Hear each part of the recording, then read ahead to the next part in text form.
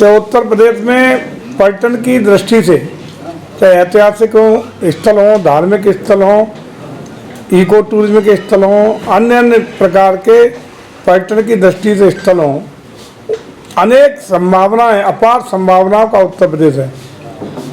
और खासकर वर्तमान में हम लोग इसमें सफल भी हुए हैं कि देश में सर्वाधिक पर्यटक 31 करोड़ से ज़्यादा पर्यटक 2022 में उत्तर प्रदेश में आने का अवसर हमें मिला और इस मामले में सारे राज्यों में हम प्रथम स्थान पर हिंदुस्तान में पहुंचने में सफल हुए हैं। ये सही है कि आजकल जो पर्यटकों की संख्या घरेलू पर्यटकों में प्रथम हुए हैं, लेकिन अभी हमें प्रयास करके विदेशी आने वाले पर्यटकों को आकर्षित करने का काम करना है। और विदेशी पर्यटक को सबसे ज़्यादा सहूलियत चाहिए, कम समय में अच्छी यात्रा वो चाहते हैं। चूँकि हम पर्यटक स्थलों का समुचित रूप से इंफ्रास्ट्रक्चर डेवलपमेंट कर रहे हैं, इंफ्रास्ट्रक्चर डेवलपमेंट के साथ साथ हम लोग कनेक्टिविटी देने का, चाहे रोड कनेक्टिविटी हो, हम लोग एक्सप्रेस वे के माध्यम से, NH या स्टेट हाईवे के माध्यम से सारे डेस्टिनेशन को बेहतरीन कनेक्टिविटी देने का प्रयास कर रहे हैं। और सौभाग्य है कि इस बार माननीय मुख्यमंत्री के प्रयास से पर्यटन और करोड़ रुपए का अलग से पीडब्ल्यूडी को व्यवस्था की गई है। पीडब्ल्यूडी से वो हमारे धार्मिक स्थल और पर्यटन स्थलों को कनेक्ट करने के लिए उस बजट को खर्च करने का काम कर रहे हैं। हम लोगों का प्रयास है कि वाटर कनेक्टिविटी भी प्रदेश में मिले ताकि हमारे पर्यटक और जो भी श्रद्धालु हैं उनको कोई दिक्कत न हो और प्राकृतिक आनंद में वो भ्रमण कर सकें। इसके लिए हम लोगों ने स्टेट वाटरवे अथॉरिटी का भी गठन करने का काम किया है। एयर कनेक्टिविटी के मामले में जैसा कि आप सब लोगों के संज्ञान में है कि कई इंटरनेशनल एयरपोर्ट और कई डोमेस्टिक एयरपोर्ट नए संचालित होने की स्थिति में आ गए। कुछ संचालित हो चुके हैं, कुछ संचालित होने जा रहे हैं और कुछ बहुत जल्दी संचालित होने की स्थिति में आ जाएंगे। साथ ही साथ हम लोगों का प्रयास है कि जहां हम लोग एयरपोर्ट नहीं दे पा रहे हैं या एयरपोर्ट देने में समय लगेगा या जहां एयरपोर्ट बनाने, चूँकि विदेशी पर्यटक खास रूप से हमारे ताजमहल के लिए सबसे ज़्यादा आने का काम करता है प्रदेश में। दुनिया का 7वां अजूबा ताजमहल कहते हैं। और उसके बगल में मथुरा वृंदावन, जो बहुत ही अयोध्या बनारस के साथ साथ मथुरा वृंदावन का भी बहुत ही अनूठा धार्मिक और ऐतिहासिक महत्व है, पौराणिक महत्व है। वहाँ लाखों श्रद्धालु प्रतिदिन के आने की सुनिश्चितता रहती है। तो यहाँ भी कनेक्टिविटी हालांकि एक्सप्रेस वे के द्वारा है, लेकिन फिर भी विदेशी मेहमान जो ताजमहल पे आते हैं वो मेहमान हमारे गोवर्धन की भी परिक्रमा करें, मथुरा वृंदावन के भी आनंद लें और आसपास के जो श्रद्धा के केंद्र हैं, बौद्ध तीर्थ स्थल संकथा भी बगल के ही स्थान पर पड़ता है। इन सबको कनेक्ट करने के लिए अभी हम लोगों ने पहले स्लॉट में गोवर्धन, मथुरा और आगरा 2 डेस्टिनेशन पे हेलीपोर्ट की शुरुआत करने का आज MOU संपादित किया है और विस्तार देने का प्रयास होगा।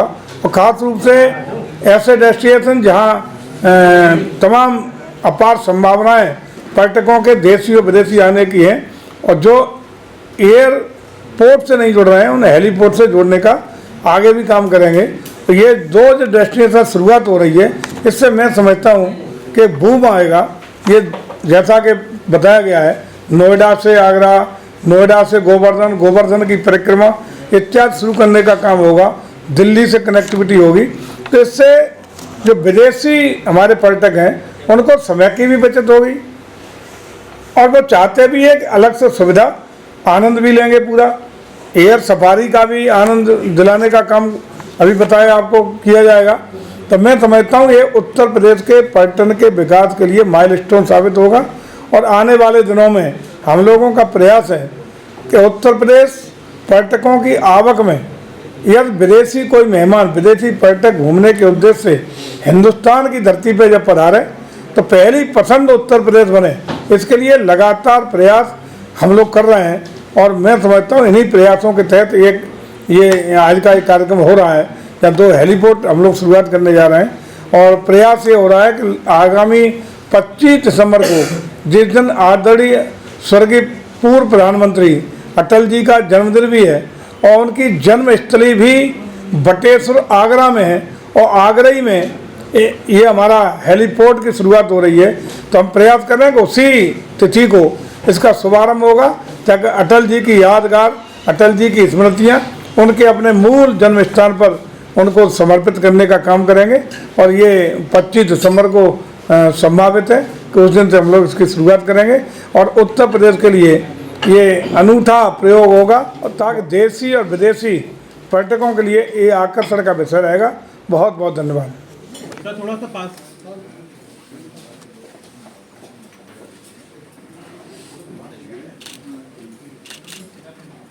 आप एक्सचेंज करो, एक्सचेंज करो, ऐसे ही करो, ऐसे ऐसे ऐसे देते हुए, ऐसे ही करते देते हुए, ऐसे ऐसे एक हाथ में आप कर रहे हो।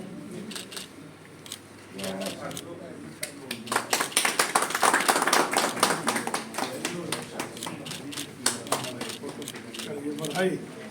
इनको जोड़ने के लिए जो ऐसे स्थल हैं जहां पर एयरपोर्ट बनाया जाना संभावित नहीं है, या फिर ऐसे जगह जहां पर एयरपोर्ट से दूरी है, तो वहां पर हेलीपोर्ट्स हम लोग निर्मित कर रहे हैं। हेलीपोर्ट्स निर्मित करके ज़्यादा से ज़्यादा संख्या में कैसे हम कनेक्टिविटी बढ़ाएं, ताकि हेलीकॉप्टर सर्विस से कई सारे लाभ होंगे। एक तो ये होगा कि पर्यटकों को जो जल्दी में है या जिनके पास में समय कम है, बहुत सारे विदेशी पर्यटक जो इन सुविधाओं का उपयोग लेना चाहते हैं, हेलीकॉप्टर सेवा का इस्तेमाल करके आसपास के उन पर्यटन गंतव्यों तक पहुंच सकते हैं, जिन पर्यटन गंतव्यों में बहुत सारी चीजें देखने के लिए है, बहुत उसकी महत्व है, परंतु वहां तक पहुंच नहीं पाते हैं।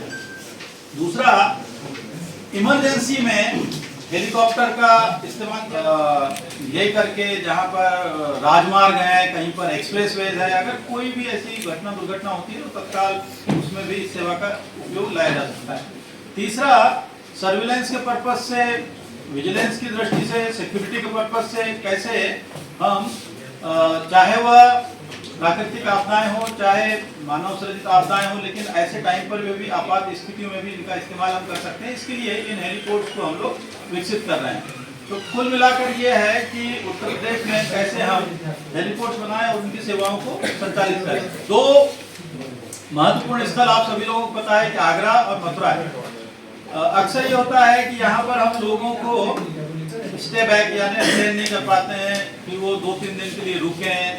तो हेलीकॉप्टर सेवा के साथ ही साथ जो हेलीपोर्ट है चिन्हित करके हेलीपोर्ट निर्मित किए हैं, वहाँ पर hotel, guest house, shopping complex, even trauma centre, hospital, इस तरीके का मिक्स्ड लैंड यूज या मिश्रित भू उपयोग के साथ हमने हेलीपोर्ट्स को पीपीपी मॉडल पर चलाने का फैसला किया। और उत्तर प्रदेश सरकार के द्वारा यह निर्णय लिया गया कि जो पूंजी निवेशक है या निजी निवेश करता है, वो इसमें आकर के संभावनाएं तलाशते हुए मार्केट की कि भाई क्या क्या संभावित है, क्योंकि दोनों बहुत ही महत्वपूर्ण पर्यटन स्थल हैं, आगरा भी और मथुरा भी।